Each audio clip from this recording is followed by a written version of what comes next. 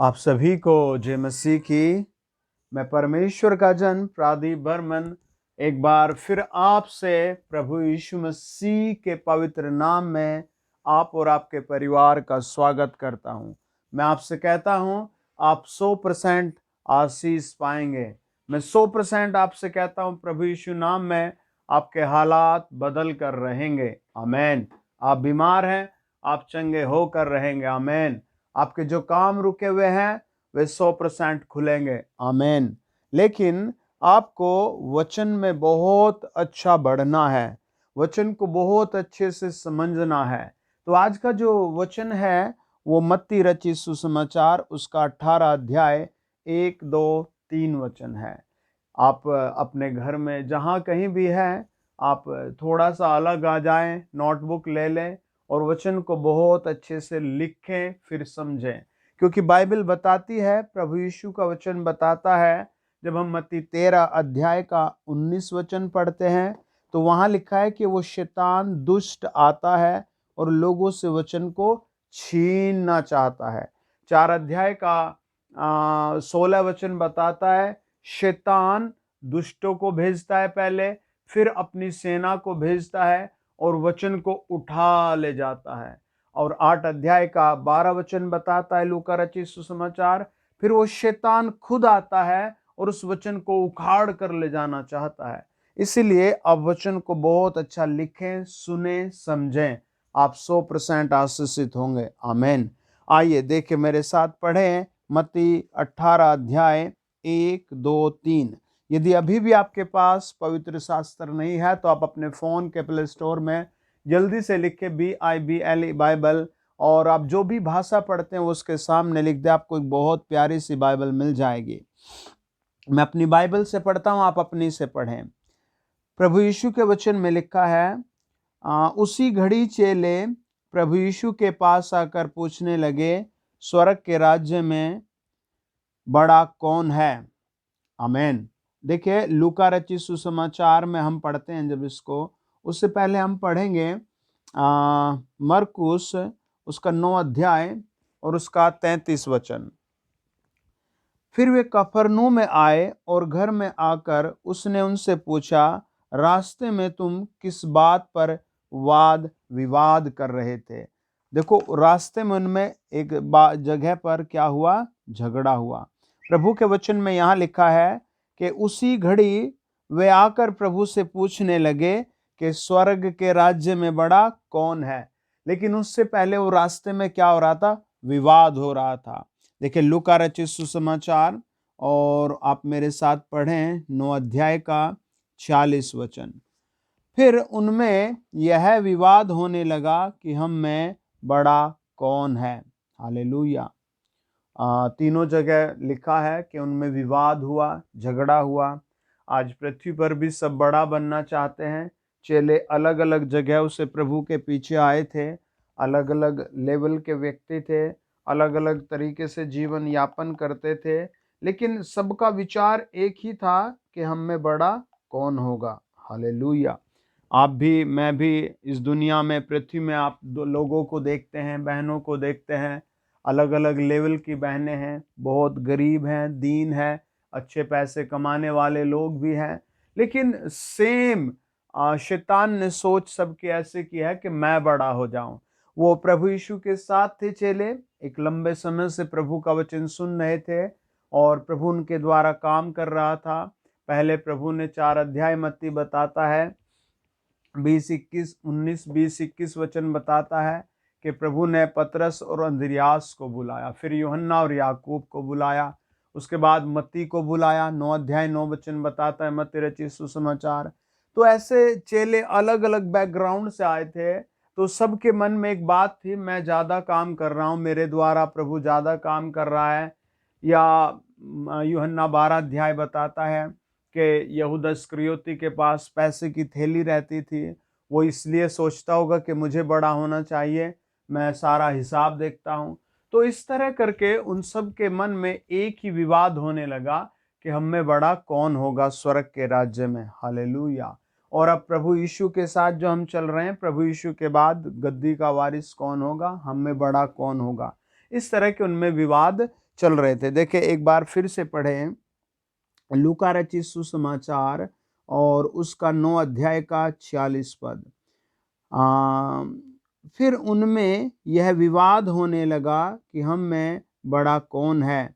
47 पर यीशु ने उनके मन का विचार जान लिया और एक बालक को लेकर अपने पास खड़ा किया और उनसे कहा, जो कोई मेरे नाम से इस बालक को ग्रहण करता है वह मुझे ग्रहण करता है, और जो कोई मुझे ग्रहण करता है वह मेरे भेजने वाले को ग्रहण करता है। क्योंकि जो तुम में सबसे छोटे से छोटा है वही बड़ा है। और मरकुस में प्रभु यीशु मसीह ने इस बात को बताया। जब हम 9 अध्याय का 33 और 35 वचन पढ़ते हैं लास्ट तक 37 तक, वे फिर कफरनहूम में आए और घर में आकर उसने उनसे पूछा, रास्ते में तुम किस बात पर विवाद कर रहे थे? वे चुप रहे, क्योंकि मार्ग में उन्होंने आपस में यह वाद विवाद किया था कि हम में बड़ा कौन है। तब उसने बैठकर 12 को बुलाया और उनसे कहा, यदि कोई बड़ा होना चाहता है तो सबसे छोटा और सबका सेवक बने। और उसने एक बालक को लेकर उनके बीच में खड़ा किया और उसे गोद में लेकर उनसे कहा, जो कोई मेरे नाम से ऐसे बालकों में से किसी एक को भी ग्रहण करता है वह मुझे ग्रहण करता है, और जो कोई मुझे ग्रहण करता है वह मुझे नहीं वरन मेरे भेजने वाले को ग्रहण करता है। प्रभु यीशु मसीह ने चेलों से बातें की, लेकिन चेलों के मन में बात कहाँ से आई, है ना? प्रभु यीशु मसीह ने बहुत सुंदर जवाब दिया। आज आपसे भी प्रभु यही जवाब देता है कि जो छोटा होगा वो बड़ा किया जाएगा। हालेलुया। यदि आप अपने परिवार में सबसे छोटे हैं तो आप बड़े किए जाएंगे। आमीन। यदि आप बहुत गरीब हैं तो प्रभु आपको उभारेगा। आमीन। यदि आप बीमार हैं तो आप समझे प्रभु आपको ऊंचा उठा रहा है। आमीन। लेकिन आपको प्रभु में टिके रहना है, समझना है बातों को। देखिए इससे पहले मरकुस 9 अध्याय उसका 30, 31, 32 वचन कहता है कि प्रभु यीशु मसीह अपनी मृत्यु के विषय में बातें कर रहे थे। मैं कैसे क्रूस पर मारा जाऊंगा, मेरी पीठ पर कैसे 39 कोड़े मारे जाएंगे, मेरे सर पर कांटों का ताज रखा जाएगा, लोग मुझे क्रूस पर नंगा देखेंगे, लोग मेरे ठट्टा उड़ाएंगे, लेकिन तुम घबराना मत, तुम भागना मत। और प्रभु अपने दुख भरे किस्से को, आने वाले कल को अपने चेलों से बता रहा था। और चेलों के मन में क्या चल रहा था? प्रभु हम में बड़ा कौन होगा, है ना? कई बार भाई लोग मीटिंग में रहते हैं, बहनें मीटिंग में रहती है, बच्चे मीटिंग में रहते हैं, लेकिन दिमाग में कुछ और चलता रहता है। हालेलुया। बच्चों के मन में कुछ और चलता रहता है। हालेलुया। आप अपने मन को प्रभु यीशु के नज़दीक लाएं। हालेलुया। प्रभु का वचन कहता है, प्रभु यीशु अपनी मौत के विषय में, अपने मारे जाने, गाड़े जाने के विषय में बात कर रहे थे, लेकिन चेलों का मन इस पृथ्वी पर लगा था। बहुत से लोगों का मन आज ऐसे ही लगा रहता है पृथ्वी पर, अपने कामों में, अपने शत्रुओं में, और न जाने किस किस तरह की बातों में लगा रहता है। और वो सोचता रहता है आई एम बेस्ट, ये बेस्ट है, ये होगा, और यही ठीक है जो मैं कर रहा हूँ, और ये सबसे बेहतरीन है। और वो इस तरह सोचता सोचता चलता रहता है। हालेलुया। वो प्रभु के उस दर्शन को, वो प्रभु की उस महान उपस्थिति को नहीं समझता। वचन बताता है 12 अध्याय लूका रचित सुसमाचार के एक बहुत धनी आदमी था, और उसके पास बहुत धन आता चला गया, बहुत धन आता चला गया। देखिए आप मेरे साथ पढ़ें लूका रचित सुसमाचार 12 अध्याय उसका 17 से 16 से पढ़े। किसी धनवान की भूमि में बड़ी उपज हुई, यानी उसे प्रभु ने बहुत लाभ दिया। आमीन। तब अपने मन में विचार करने लगा, मैं क्या करूं, क्योंकि मेरे यहाँ जगह नहीं जहाँ अपनी उपज इत्यादि रखूं। और उसने कहा, मैं यह करूँगा, मैं अपनी बखारियाँ तोड़कर उनमें से बड़ी बनाऊंगा, और वह अपना सब अन्न और संपत्ति रखूंगा, और अपने प्राण से कहूँगा कि प्राण तेरे पास बहुत वर्षों के लिए बहुत संपत्ति रखी है, चैन कर, खा पी, सुख से रह। परंतु परमेश्वर ने उससे कहा, हे मूर्ख, इसी रात तेरा प्राण तुझसे ले लिया जाएगा। तब जो कुछ तूने इकट्ठा किया है वह किसका होगा? ऐसा ही वह मनुष्य भी है जो अपने लिए धन बटोरता है, परंतु परमेश्वर की दृष्टि में धनी नहीं है। 10 अध्याय नीति वचन 10 अध्याय का 22 वचन कहता है, प्रभु धन की आशीष देता है। लेकिन जब आपको धन की आशीष आए तो आप धन पर ही ना मन लगाए, आप स्वर्ग पर मन लगाएं, पवित्र प्रभु यीशु के क्रूस के बलिदान पर मन लगाए, स्वर्ग जाने के रास्ते पर मन लगाए। आपका जो धन बढ़ता है आप उसका बढ़ा कर अपना 10% की जगह 12% प्रभु की सेवा में भेजें। अपने कम में आप प्रभु की सेवा में भेजें और आप प्रभु को भेंट चढ़ाएं, प्रभु के लोगों का आदर करें। दुनिया भर में प्रभु के लोग जो गरीब, दुखी, निराश पड़े हैं उनको मोटिवेशनल करें, उनको उभारें। और इस आदमी के पास जब धन की भरपूरी आए तो उसका ध्यान केवल धन पर लगा रहा। हालेलुया। इसे ऐसा नहीं सोचा मैं इसमें से कुछ प्रभु को भंडार में ले जाऊं, इसने ऐसा नहीं सोचा मैं प्रभु के दास के पास ले जाऊं, और इसने अपने ही हिसाब से काम किया। और जब वो स्टोर कर ही रहा था, बेचारा उसी रात दुनिया से चला गया। चेले भी प्रभु यीशु मसीह दुख की बातें बता रहे हैं, स्वर्ग के बारे में बता रहे हैं और बहुत गहरी बातें समझा रहे थे, और चेलों का मन इस बात पर लगा हुआ था, हम में बड़ा कौन होगा। हालेलुया। आप भी अपने मन को सुधारें, है ना। देखिए मत्ती 18 अध्याय, प्रभु ने उसका क्या तोड़ दिया, किस तरह का उत्तर दिया। बाइबल कहती है, उसी घड़ी चेले यीशु के पास आकर पूछने लगे, स्वर्ग के राज्य में बड़ा कौन है?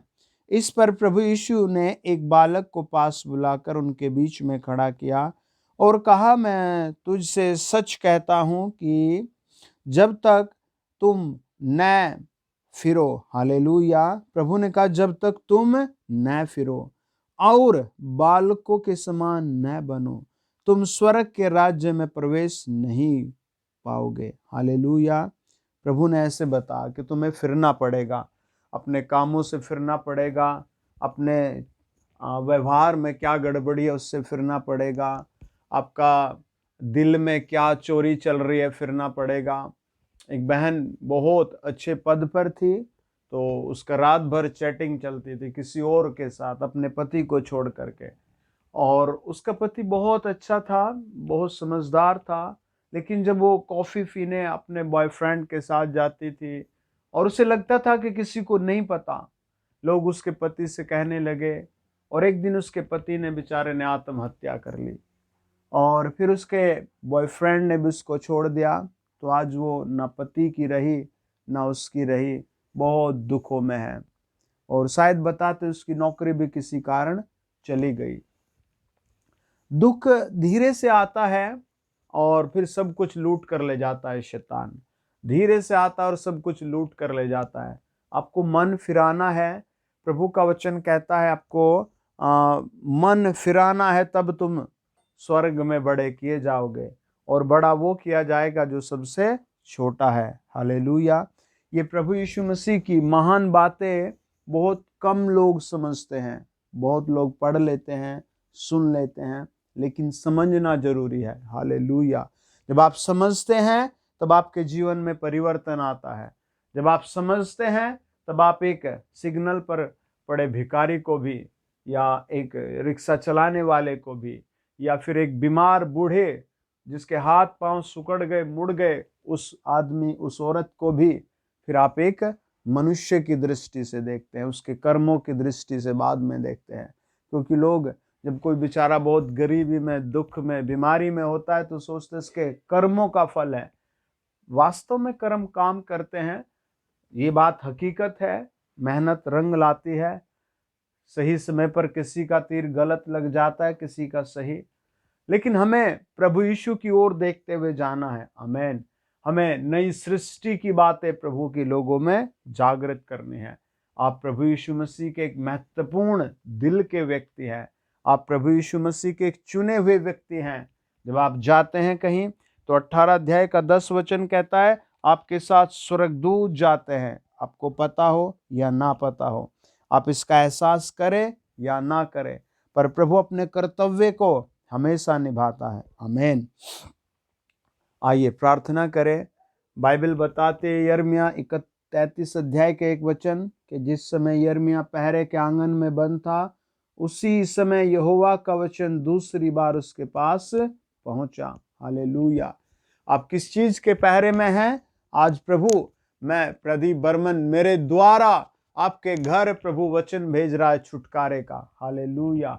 यदि आप सिगरेट पीते हैं तो आप उसे छोड़ दें, मन फिराए उससे। यदि शराब पीते हैं तो उससे मन फिराए। यदि आप बार बार गाली देते हैं तो आज उससे मन फिराए। यदि आप बहुत चिड़चिड़ापन रखते हैं तो वचन को बार बार पढ़कर उससे मन फिराए। प्रभु का वचन आज आपके पास आया है। यदि आप बीमार हैं तो आप चंगे किए जाएंगे। हालेलुया। मैं हमेशा लोगों से मिलता हूं। जब भी कोई मीटिंग आता है, मैं पहले मीटिंग में लोगों के सर पर हाथ रखकर उसकी हीलिंग के लिए घोषणा करता हूं, प्रभु से मांगता हूं, और प्रभु फिर उसका छुटकारा कर देता है। आमीन। ये मेरी कोई पावर नहीं, ये यीशु मसीह के क्रूस का बलिदान है, क्योंकि वो वचन भेजता है और मैं तैयार बैठा रहता हूं, प्रभु मेरे द्वारा वचन भेज लोगों में। आप भी तैयार हो जाएं, अपना मन फिराएं, अपनी बुद्धि को प्रभु की ओर लगा दें, अपने विवेक को प्रभु की ओर लगा दें। चाहे आपके पास 1000 रुपए हैं या 1,00,000 रुपए हैं या 1 करोड़ रुपए हैं, तब भी आप अपने मन को प्रभु की ओर लगा दें। भजनकार कहता है भजन 73 में कि देखो, मैं पढ़ूंगा, मेरे साथ पढ़े भजन 73 1-3 से लेकर के और 10 तक पढ़ेंगे हम। हालेलुया। लिखा है, आप अपनी बाइबल में खोले, मैं अपनी में पढ़ता हूं। जब मैं दुष्टों का कुशल देखता था, तब उन घमंडियों के विषय डहा करता था। और भजनकार कहता है, आपाश नाम का व्यक्ति, कि मैं जब दुष्टों को देखता था तो क्या करता था? घमंडियों के विषय गुस्सा आ जाता था मुझे। 4 बताता है, उनकी मृत्यु में वेदनाएं नहीं होती, परंतु उनका बल अटूट रहता है। उनको दूसरे मनुष्यों के समान कष्ट नहीं होता और अन्य मनुष्यों के समान उन पर विपत्ति नहीं पड़ती। इस कारण अहंकार उनके गले का हार बना है, उनका ओढ़ना उपद्रव है। उनकी आंखें चर्बी से झलकती हैं, उनके मन की भावनाएं उमड़ती हैं। वे ठट्टा मारते हैं और दुष्टों से अंधेर की बातें बोलते हैं। वे डींग मारते हैं, वे मानो स्वर्ग में बैठे हुए बोलते हैं, और वे पृथ्वी में बोलते फिरते हैं। इसीलिए उसकी प्रजा इधर लौट आएगी और उनको भरे हुए प्याले का जल मिलेगा। हालेलुया। 11 में कहता है, फिर वे कहते हैं, परमेश्वर कैसे जानता है? क्या परम प्रधान में कुछ ज्ञान है? ये उनके मन की बातें वचन बताता है कि लोग ऐसा भी अपने आप को सोचते हैं। आपका एक अच्छा शरीर है, आप तब भी परमेश्वर की ओर अपने मन को दीन करें। यदि आपके पास एक अच्छा कैसा भी जीवन है, तब भी आप परमेश्वर की ओर अपने मन को लगाएं। आपको प्रभु छुएगा। आज आपके घर को छूना चाहता है, और आपको जैसे दुनिया में प्रभु बड़ा करेगा, आपको स्वर्ग में भी प्रभु ऐसा ही बड़ा करेगा। वो कब होगा? प्रभु यीशु ने बताया, जो एक छोटे बच्चे के समान दीन बन जाता है, छोटा बन जाता है, वही बड़ा किया जाएगा।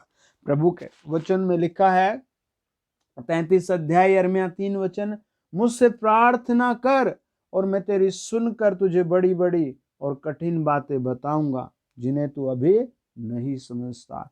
जब तू प्रार्थना करेगा, वचन को समझेगा। भजन 119 के 8-18 में लिखा, भजनकार कहता है, हे प्रभु, मेरी आंखें खोल दे कि मैं तेरी व्यवस्था की अद्भुत बातें समझ सकूं, देख सकूं। आपको भी ऐसी प्रार्थना करना है। आपको अपने जीवन में परिवर्तन लाना है। मुझे बड़ा दुख हुआ, एक भाई थे, उनका आर्मी में सिलेक्शन हो गया, और जब वो छुट्टी आते थे तो अपने पिता पर वो हाथ उठाते थे, वो अपनी माँ पर हाथ उठाते थे, और ये बहुत दुख की बात, हैरानी की बात होती थी। आपका ऐसा चाल चलन नहीं चाहिए प्रभु को। आपका ऐसा चाल चलन चाहिए कि जो प्रभु को भाए। एक बहुत अच्छे अंकल थे, मुझे पता लगा वो बीमार है, मैं उनके पास गया दुआ करने। वो बेचारे एक टूटी सी खाट पर पड़े थे, और जब मैंने उनके कंधे पर हाथ रखा, मैंने पूछा, अंकल आपको क्या हुआ? वो रो पड़े। उन्होंने कहा, मेरे घुटनों में इतना इन्फेक्शन हो गया और पेट में कि मैं शायद अब थोड़े ही दिन का हूँ। मैंने कहा घबराए नहीं, आपको फिर से उठाया जाएगा। वो रो पड़े। मैंने बहुत आंसू बहा कर कहा, प्रभु इन्होंने हमेशा तेरा काम किया है, अब इन्हें ऐसे मत छोड़, प्रभु इन्हें ऐसे मत छोड़, प्रभु इन्हें ऐसे मत छोड़, प्रभु इन्हें ऐसे मत छोड़, इन्हें आज हील करो। और तेरे राज्य का ये प्रभु काम करने वाला व्यक्ति है। परमेश्वर की सामर्थ्य उसी क्षण आई, दुष्ट आत्मा उसी क्षण रोने लगी, सारी भूतिया चिल्लाने लगी, सारी दुष्ट आत्मा उसके घर में उसके घुटनों से चिल्ला कर कहने लगी हम इसे नहीं छोड़ेंगे। मैंने कहा हम आए हैं यहोवा की ओर से, हम आए हैं यीशु मसीह की ओर से, आज ये छुड़ाए जाएंगे। और प्रभु ने चमत्कार कर दिया। उसी क्षण वो उठकर चल पड़े। उसके घर को ने कहा आज हमने मन फिराया है। हमें लगा था ये बेकार व्यक्ति है, हमें लगा था इसका कोई प्यार करने वाला नहीं है। आपको परमेश्वर प्यार करता है। आमीन। आप परमेश्वर के वो व्यक्ति हैं जो प्रार्थनाओं में अपने आप को समर्पित करते हैं। प्रभु का वचन कहता है, जब हम यिर्मयाह 32 अध्याय का 17 वचन पढ़ते हैं, हे प्रभु यहोवा तूने बड़ी सामर्थ और बढ़ाई हुई भुजा आकाश और पृथ्वी को बनाया है, तेरे लिए कोई काम कठिन नहीं है। आपको भी यही कहना है, आपको अपना मन ऐसे ही लगाना। आमीन। आपको प्रभु के सामने ऐसे ही कहना, प्रभु तेरे लिए कोई काम कठिन नहीं है स्वामी, मेरे लिए जितनी मुसीबतें हैं वो सब तेरे लिए सरल है, आज मेरे लिए वो सब सरल कर दे। हे मेरे राजा, हे मेरे परमेश्वर, हे मेरे प्रधान, हे सनातन ईश्वर, हे अमरता को देने वाले प्रभु, हे युगान युग के परमेश्वर, राजाओं के राजा, ईश्वरों के ईश्वर, प्रभु के प्रभु, हे प्रभु यीशु ये कठिन काम है मेरे लिए, लेकिन तू इसे सरल कर दे। हालेलुया।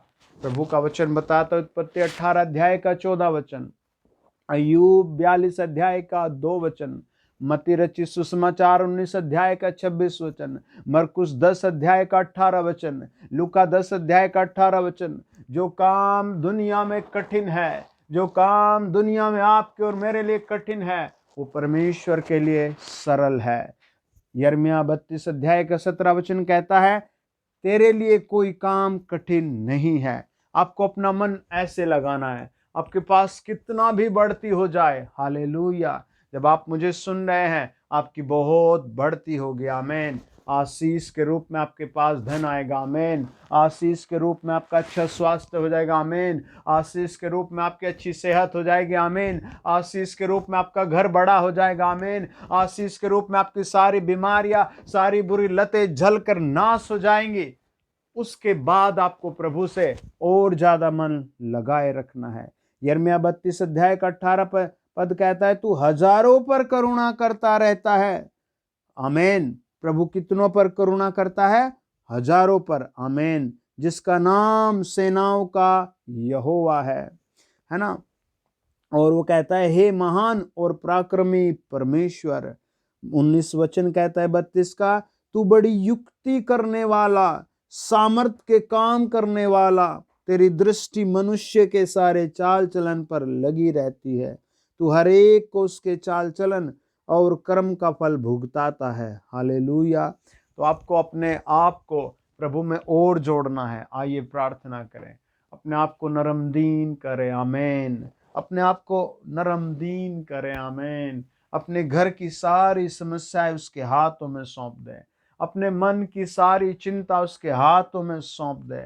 अपने बीमार देह को उसके हाथों में सौंप दे। कहें, प्रभु मुझे ग्रहण कर, प्रभु मुझे ग्रहण कर, प्रभु मुझे ग्रहण कर। आइए दुआ करें। आप मेरे साथ बोले, प्रभु यीशु आपका धन्यवाद, आपने मेरे मार्गों को खोला। धन्यवाद प्रभु, मैं खुद को तेरे हाथों में समर्पित करता हूँ। प्रभु तेरा धन्यवाद, तूने मेरे मार्गों को खोला। हे प्रभु यीशु, मैं खुद को तेरे हाथों में समर्पित करता हूँ। आदरणीय प्रभु, जो लोग मुझे सुन रहे हैं, पवित्र आत्मा उनके नए नए काम शुरू किए जाए। मैं आत्मा में देखता हूँ, एक बहन है जिसके सारे बाल भाग रहे हैं, वो बहुत चिंतित है। आपके बाल प्रभु यीशु इसी क्षण नए करके लौटाएगा। मैं आत्मा में देखता हूँ, एक बहन सुन रही है, उसको पानी की रसोलियाँ बताए जाते हैं। आप 3 दिन बाद चेकअप कराना, आपको वो उड़ चुका है बीमारी। मैं आत्मा में देखता हूँ, एक बच्चा है जिसको हमेशा टॉयलेट में मुआद कुछ ऐसे करके बीमारी आती है, आप 3 दिन तक रोज दिन में, दोपहर में, शाम को उसे दुआ किया हुआ पानी पिलाएं। और अगर नहीं है तो इसी क्षण एक बोतल को खोल कर रख ले। आप 3 दिन बाद उसका सारा इन्फेक्शन आपको गायब मिलेगा। मैं ये आत्मा में मुझे परमेश्वर बताता है, कई लोगों की शादियों में बड़ा बड़ा बड़ा कलेश है, घर के लोग वो शादियां रोक रहे हैं। आप वचन को अगले रोज पढ़े, सुबह को अपने घर में वचन को रोज पढ़े, आप सारे मुकदमे शांत देखेंगे।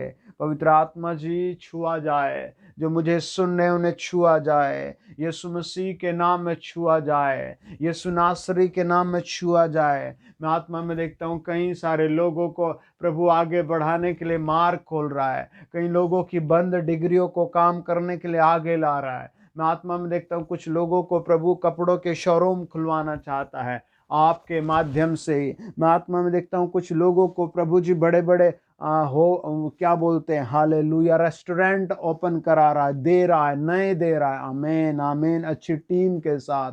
मैं आत्मा में देखता हूँ कई सारे लोगों को प्रभु ऊंचे सरकारी पदों पर ले जा रहा है। आप कहें धन्यवाद प्रभु ये मेरे लिए है, धन्यवाद प्रभु ये आशीष मेरे घर के लिए है, धन्यवाद प्रभु ये आशीष मेरे परिवार के लिए है। मैं अपना मन तेरी ओर फिराता हूँ, मैं अपना मन तुझ पर लगाता हूँ। मेरे प्रभु एक्टिविटी करो मुझ में, मेरे प्रभु एक्टिविटी करो। ऐ प्रभु आप आइए और इन बच्चों के घरों में एक्टिविटी कीजिए, इस वचन पर आशीष दीजिए। शैतान की सारी दुष्ट बीमारियों को हटाएं, शैतान के सारे भूत प्रेतों को हटाएं, शैतान की दी सारी समस्याओं को जलाएं। ये लोग आगे बढ़ाए जाएं in the name of Jesus. Corona virus जले, कैंसर जले, पथरिया जले, आंखों का दर्द जल जाए, यीशु मसीह के नाम में बहुतायत के मजबूत और चंगे बन जाए। Thank you Jesus, thank you Jesus, thank you Jesus, यीशु मसीह के नाम से। आमीन आमीन। God bless you. आमीन।